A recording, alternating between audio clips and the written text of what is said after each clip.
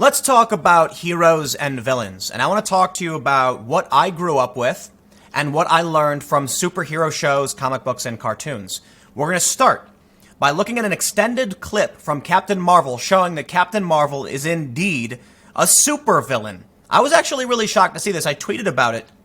So Joey Salads tweeted the segment that was released. It was an extended clip from a scene where she harms and robs a man for being a jerk. Grand Theft Auto, steals clothing, and takes off. In the movie, spoiler alerts, I'm sure you've seen it or don't care to, she meets a guy who says, "Will you smile for me?" And then in the next scene, she's wearing new clothes and she's riding off on his motorcycle. I thought it was kind of weird that she stole his motorcycle, but I get it. I'm like, whatever. She's, doing what she can to survive on an alien planet. And I kind of just shrugged it off, but it was kind of weird. I tweeted this. I never saw this clip, but damn, Captain Marvel is a villain. She straight hurts and robs a dude because he was a jerk to her. That's a villain.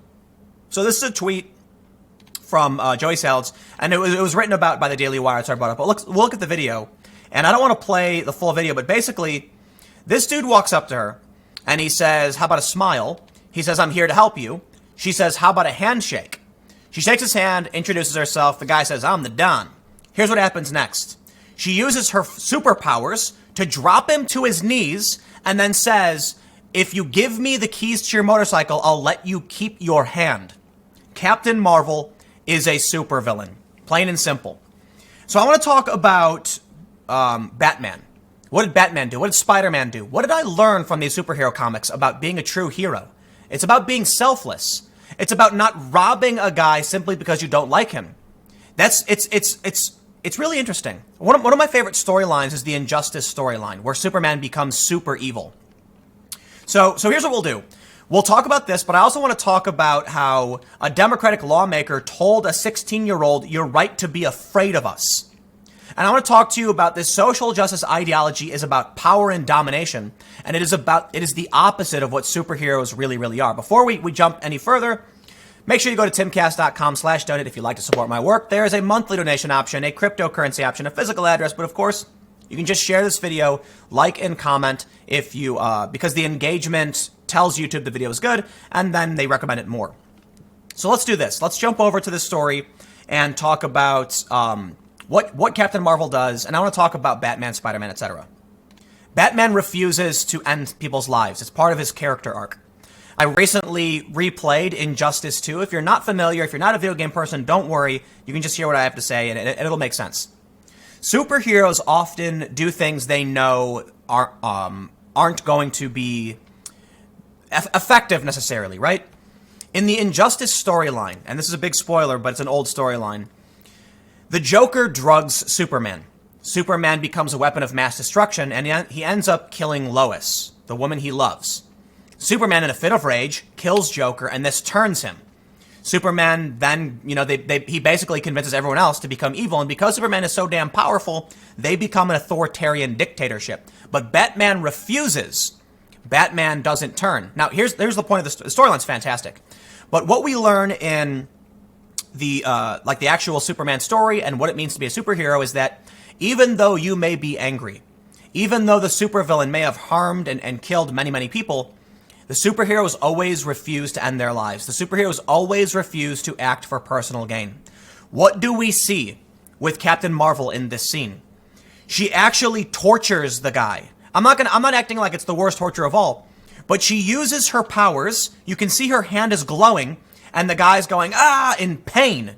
She inflicts pain on somebody to steal from him. The exact opposite of what a hero would do.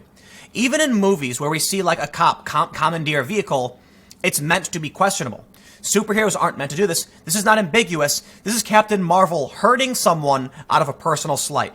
Now, here's what I take away from this. She smiles. She's proud of herself that she's hurt someone to take from them. But the real message here is that he said, "How about a smile for me?" Right? And she got angry. In the movie, this clip is there. The guy pulls up and says, "How about a smile for me?" And then she's like, "How dare you?" And then the next scene is her driving away on his bike. This says something to me about social justice and what they really believe. If you were inspired by this scene, you have villainous tendencies. The fact that he said, "Smile for me," she inflicts pain on him and steals from him shows this is something that resonates with the people who hold this ideology. And it's represented in real life. When a Democratic lawmaker told a teenager, "You're right to be afraid of us." And it got me thinking about everything having to do with the regressive left and what they believe. And I think the main goal for many of these people is just power. And their path to power is playing the victim. There are many of us who have integrity, who believe in loyalty and compassion. And when you believe in those things, you would not hurt someone for being mean. You would allow them the right to speak. You would be a true liberal. Unfortunately for us, those of us who truly believe in liberty and compassion, our compassion was taken advantage of by these people who play the victim, act like they've been slighted, so that good people say, "Let us help you." What do they really want? They want power. How in the hell are you going to tell a teenager you're right to be afraid of us? Let's read this story. This is from a couple months ago, admittedly. Democratic New York Rep. Nydia Velasquez told pro-Trump teen pundit C.J. Pearson that you were right to be afraid of us Tuesday after he referred to her as the woman next to Democratic New York Rep. Ocasio-Cortez in a tweet about the State of the Union address. She said, "Hi, C.J. Pearson. I'm not the woman sitting next to her. AOC and I and millions like us are the future of this country, and you were right to be afraid of us." Keeping in mind, C.J. Pearson is a young black conservative. Why she's saying this to him is rather terrifying. Why would a politician say something like that? It's like do you know what swords to plowshares is? I'm not super familiar with its cultural context outside of Magic the Gathering, but it's a representation of turning swords into plowshares, that people give up the violent way of life to become farmers. And it's also plays into the idea of, you know, the philosopher king, right? The king who doesn't want to be king is better. It's like, spoilers for Game of Thrones, you have someone like Jon Snow who keeps saying, "I don't want to be king," and they're like, "That's why you should be." Granted, the ending was trash, but I'm not going to get into that.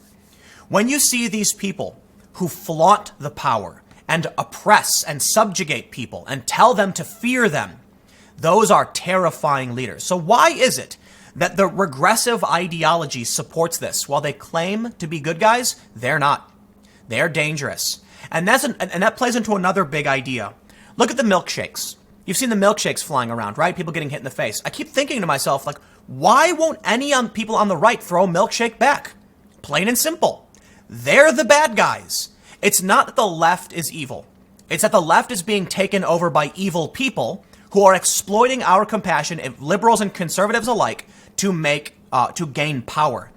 They will throw a milkshake in your face and laugh about it, but then complain when someone says, you know, "Hey man, you're asking for trouble." That happened. A brewery said, "Throw a brick." And then when they got a response saying you're asking for trouble, they went, "Oh, they're threatening us." They don't believe in principles. They believe in power. They believe there is no truth but power. They say this is part of their ideology. So is it at all surprising to me to see a clip that's meant to, look at, she steals his jacket and the guy runs away. She inflicts pain, she steals from him, and then she laughs about it. When there are people watching this, feminists, social justice activists, regressive left, or whatever you want to call them, and they're cheering for this and laughing, that is villainous behavior, complete selfishness. To take from someone else because they were mean to you? That's terrifying.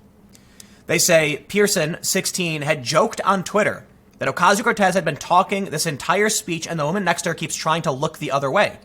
She then says, basically, "You're right to be afraid of us." Now, also, remember, when Ocasio-Cortez threatened Donald Trump Jr. with subpoena power.